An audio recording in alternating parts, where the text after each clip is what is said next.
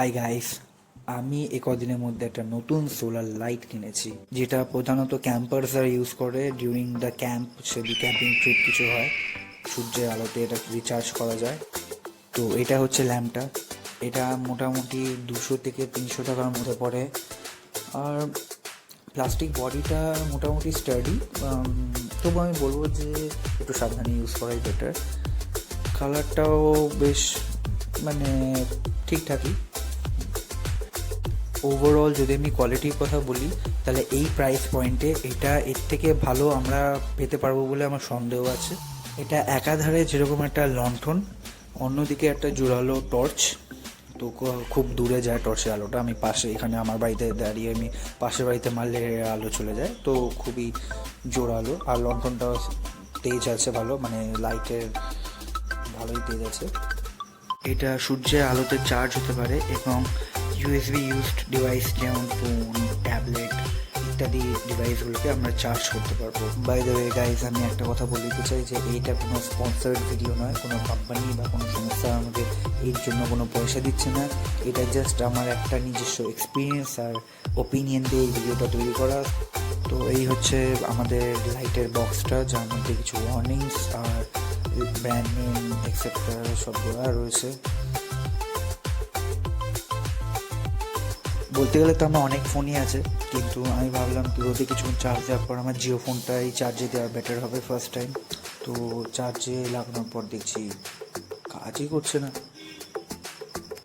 Normally একটা ফোনকে charge হতে গেলে 5 ভোল্ট লাগে, সেই জায়গায় এটা দিচ্ছে 3.5 ভোল্ট।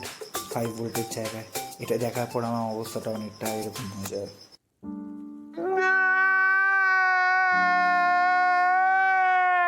এবার কথা হচ্ছে, আমরা কি আমাদের ফোন তাহলে এটা দিয়ে চার্জ করতে পারবো না?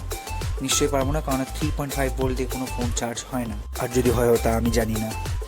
বাট যখন আমরা এদিকে সোলার প্যানেলটা টেস্ট করতে যাচ্ছি, তখন সেটা দেখছি সেটা পারফেক্টলি কাজ করছে। অবস্থা দেখে মনে হচ্ছে এর মেন সমস্যাটা গিয়ে হয়েছে ব্যাটারিতে। তো এখন আমার কাছে এই লাইটটার পোস্টমর্টম করা ছাড়া কোনো উপায় নেই। এই ঘাটগুলো দেখে আর লাইটটাকে দেখে মনে বোঝা যাচ্ছে যে এর মধ্যে কোনো স্ক্রু নেই, তো এটাকে ঘুরিয়ে প্যাঁচ দিয়ে খুলতে হবে এটা। ফাইনালি এটা খোলার পর ফোন চার্জিংয়ের নামে এটা একটা অপমান ছাড়া কিছু না। যদিও কয়েকটা এলইডি লাইট জ্বালানোর জন্য এর থেকে বেশি বড় ব্যাটারির দরকার নেই, কিন্তু যেহেতু ফোন চার্জিংয়ের কথা বলা হয়েছে, তো সবাই একটু বড় ব্যাটারি আশা করবে। কিন্তু এটা তো এই হচ্ছে ফুল কম্পোনেন্টস। এখানে পিসিবিটা আর এই ক্যাপাসিটার আর ইউএসবি আর এসি লাইন আমরা দেখতে পাচ্ছি স্পষ্টভাবে, যেটা পিসিবিটার মধ্যে গিয়ে জুড়ছে। তো ক্ল্যাম্প থেকে ব্যাটারিটা সরানোর পর এখানে আমরা নিচে সোলার প্যানেলটা দেখতে পাচ্ছি। এই হচ্ছে তার নেগেটিভ আর পজিটিভ পয়েন্ট। এবার আমাদের দেখতে হবে যে সোলার প্যানেল কতটা চার্জ ডেলিভার করছে সোলার এনার্জি পাওয়ার পর। সোলার প্যানেলকে উপর দিকে করে এবার আমাকে ভোল্টেজটা রিড করতে হবে। ভোল্টেজটা মাপার জন্য এবার আমাকে মাল্টিমিটারকে ডিসি ভোল্টেজ রিডিংয়ে সেট করতে হবে।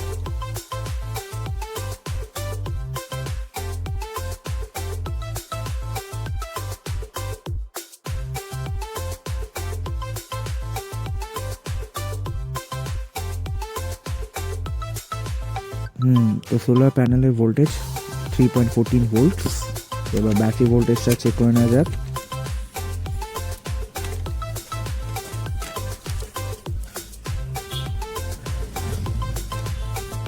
ফাইনালি টাইম হয়ে গেছে। এবার পুরো সেটটাকেই খুলে দেখা যাক যে এর ভেতর কী আছে আর কীভাবে এই লাইটটা অ্যাকচুয়ালি কাজ করে।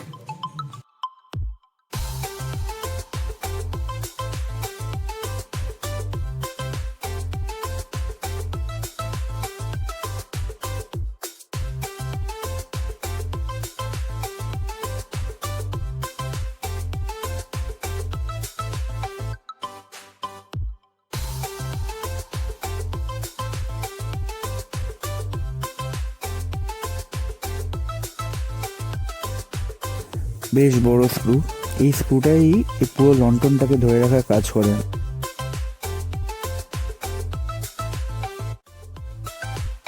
এখন আমরা দেখতেই পাচ্ছি এই লন্ঠনের পুরো ভেতরটা, এই বাইরে এই গ্লাসটা আর গ্লাসের ভেতর এই প্লাস্টিক ক্যাপটা বা কি বলবো আমি জানি না এটাকে। এই হাউজিংটার মধ্যে এলইডিগুলো রয়েছে, এগুলোই জ্বলে।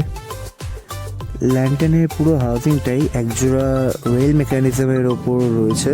এই রেল মেকানিজমটা থেকে যদি একটু নড়ে যায় লাইটটা, তাহলে এটা কাজ করবে না। আমার সাথে সাথে এটাও খেয়াল রাখতে হচ্ছে যাতে আমার টানাটানিতে কোনো তার না ছিঁড়ে যায় জায়গা থেকে, নাহলে আবার ঝালাই করার ঝামেলা এসে পড়বে।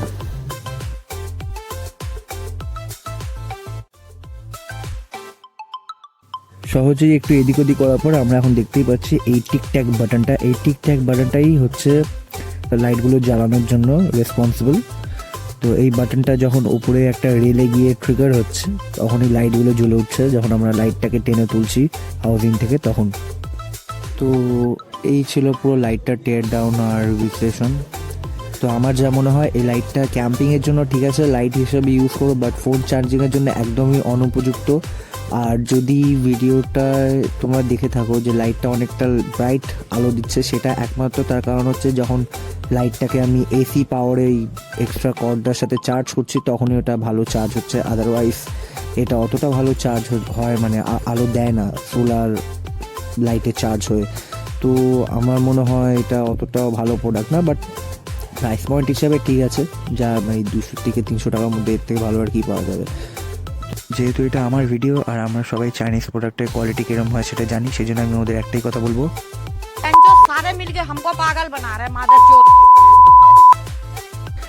যাই হোক, থ্যাংকস ফর ওয়াচিং গাইস। আর ভিডিওটা ভালো লাগলো না খারাপ লাগলো ফিডব্যাক দিয়ে দিও। See you in the next video.